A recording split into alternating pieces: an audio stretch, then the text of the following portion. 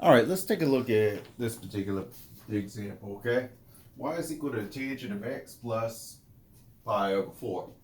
Well, from what I learned in pre-calculus algebra, I can say, okay, this is the tangent of x, but shifted to the left, pi over 4 units, okay? But anyway, what I do is I simply think of y is equal to tangent of x, okay? I think about this in my head.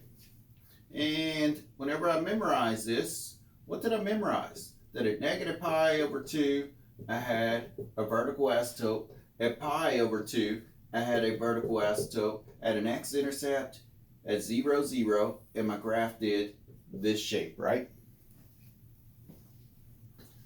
All right, whenever I go to graph this, what I want to do is I want to do similar to what I did with the sine and the cosine. I want to take this argument right here, x plus pi over 4, and I want to put it between some stuff. Well, I'm going to put it between negative pi over 2 and pi over 2, the primary period.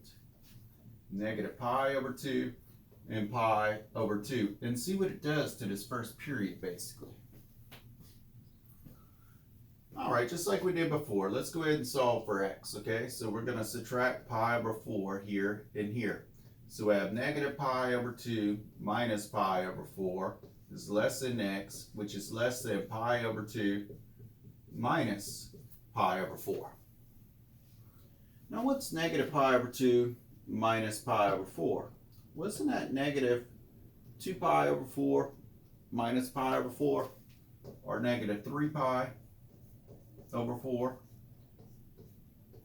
And over here, isn't that 2 pi over 4 minus 1 pi over 4? So that'll give me pi over 4 down. Sure is. All right, so whenever I go to draw this graph, what am I going to do? Sketch my coordinate plane. Okay, so maybe what I'll do is I'll say, okay, this is pi over 4 right here. All right, so this will be pi over 4 as well. And over here, maybe I'll have negative 3 pi over 4. Actually, let me take that out for now. That was negative pi over 4, but let me take it out for now. Let's stick consistent with what we did with basically the sine and the cosine here. All right, so what do we do with the sine and the cosine? We drew the endpoints of these intervals, and then we split it up into 4 equal intervals, right? So let's see, halfway is somewhere around right here, right? Okay, so what is that? Well, let's see. How do you find the halfway mark again? Let's go over that. Take these, add them up, divide by 2, right?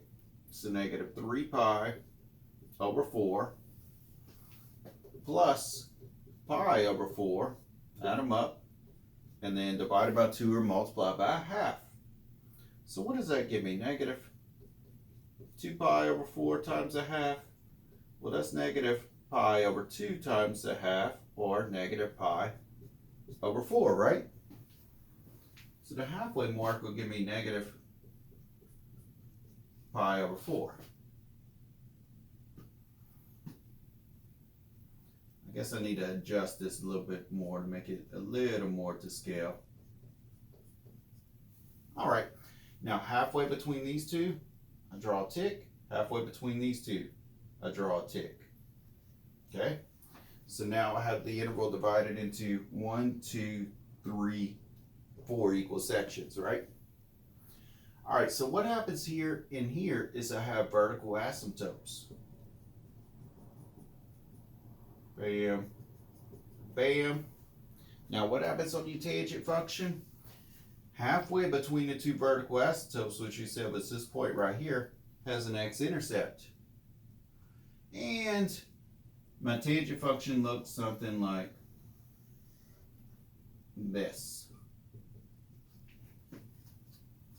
All right, now in this example, they tell me to draw that, yes, but what else do they say? Label the asymptotes. Label the asymptotes. Now I could draw another period over here if I wanted to. In fact, I do in the notes actually, but this would be fine for this example. I just showed you a little extra on the notes. All right, so what do they want me to label? the asymptotes.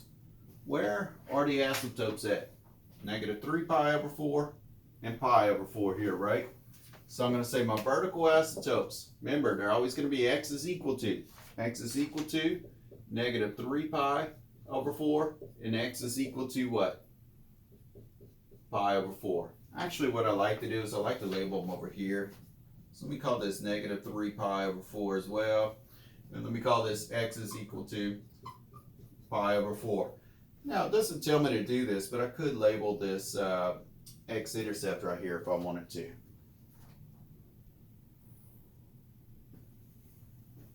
All right, they did not tell me how far to draw, so I just drew one period. I could draw 2 periods. It could have told me graph between negative pi and, say, I don't know, positive pi or something like that. But that's all I need to draw here. Let's do another one. This one's not in your notes. Just get an extra one on the video here. Y is equal to the cotangent of x. What was the last one? It was plus something, so let's do a minus this time. Pi over 2. Let's go ahead and do minus 2 as well. Okay? I want to sketch this graph.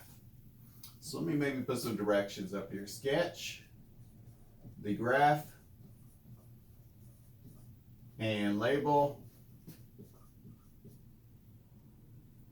Let's do this. Sketch 2 periods. 2 periods of the graph and label the vertical asymptotes. Vertical asymptotes. All right, y is equal to the cotangent of x minus pi over 2 minus 2. The first thing I'm going to think of is y is equal to the cotangent of x. Think of. Okay, so get a visual in your head of this. What does this look like? Well, when you go home and memorize this tonight, y is equal to the cotangent of x.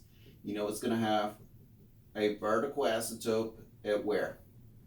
X is equal to 0. You know it's going to have another vertical asymptote at x is equal to pi.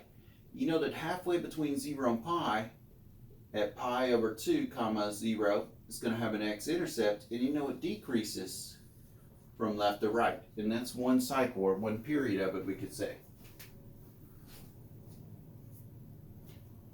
All right, so let's look at graphing this one. So first, look at y is equal to the cotangent of x minus pi over 2. Then go, what does this thing do? Shifts it down 2 units. Then go 2 units down.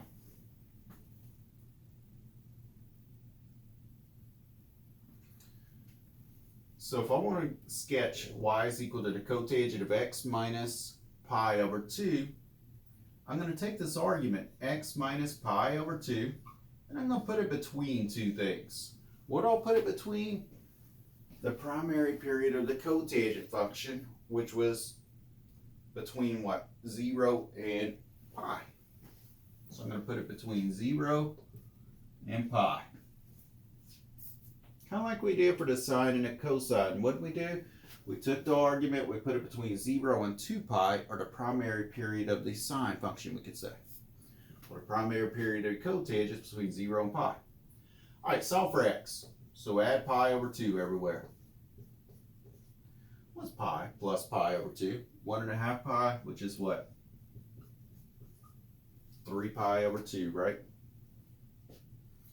All right, so my first period that I'm going to draw is going to be between pi over 2 and 3 pi over 2. Let me maybe come over here and draw this. Well, it's not a straight line at all. There we go. All right, maybe I'll put 3 pi over 2 right here. And maybe I'll put pi over 2 right there. All right, what's going to happen at pi over 2? What's going to happen at 3 pi over 2? We're going to have vertical asymptotes, right? Could draw those in now. Let me go ahead and find a halfway mark, though. Let me go ahead and find out, what is this right here? Well, how do I find a halfway mark? Remember, I average these two. Add them up, divide by 2, or add them up, multiply by 1/2.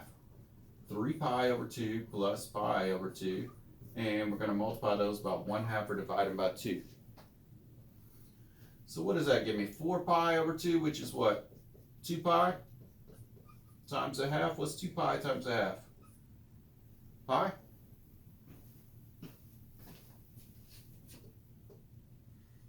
It's more like right here, pi.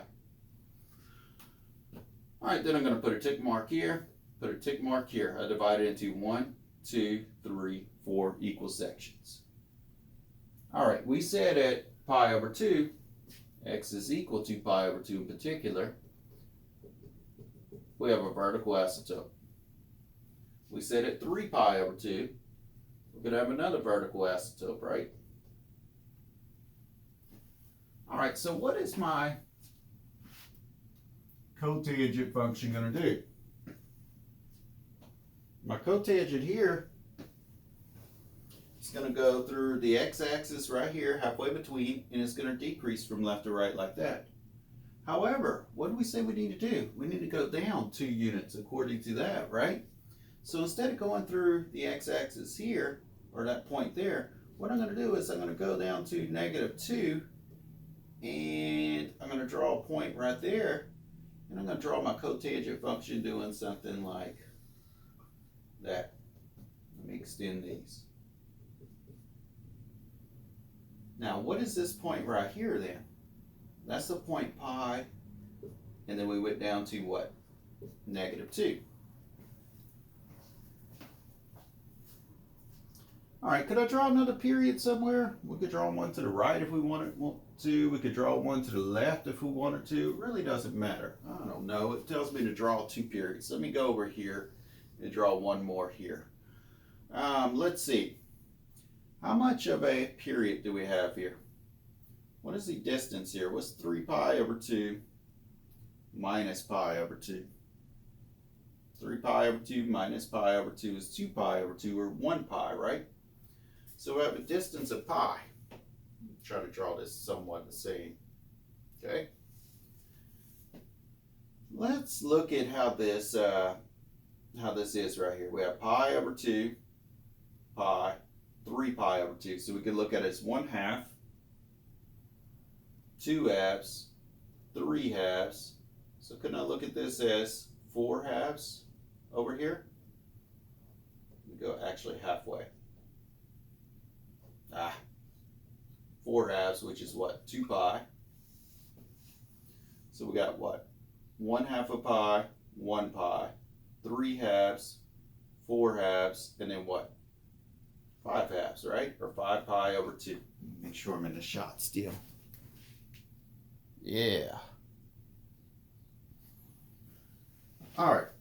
Let's put a tick mark here, put a tick mark there. So therefore I have what? 1, 2, 3, 4 equal sections. Let me draw a vertical asymptote right here. And normally what would I do? I would normally go through the point right here, the x-axis halfway between these vertical asymptotes, and draw that. But we need to move 2 units down. So from here we're going to go down 1, 2, and that puts us right here. And I'm going to draw that nice little shape that I have that looks something like that. And what point is that? That's a point 2 pi comma -2. All right, sketch 2 periods and label the vertical asymptotes. Here's 1 period, here's 2 periods. Oh, I need that, right? Vertical asymptotes. X is equal to what here? Draw better x. X is equal to pi over 2. X is equal to 3 pi over 2. Over here, the vertical asymptote, x is equal to 5 pi over 2. Now, what if I wanted to, say, check this point to make sure that point's okay? Make sure that point is in the right spot, or to make sure that point is actually on this graph here, couldn't I just check myself and say, what happens if I input 2 pi for x? If I input 2 pi for x, I should get out -2. So let's see. Checking the point 2 pi comma -2. All right, so let's input 2 pi right here. So y is equal to the cotangent of 2 pi minus pi over 2 minus 2. So y will be equal to, this is not necessary, by the way, this checking. I just, want to show y'all kind of a little way you could kind of check yourself here. What's 2 pi minus a half pi? Isn't that 1.5 pi or 3 pi over 2 minus 2? All right, now let's think of 3 pi over 2. Think about your unit circle. Looks like this, right? Isn't this 3 pi over 2? So if I rotate from here to here, I'm at an angle of 3 pi over 2. What's my ordered pair there? My ordered pair is what?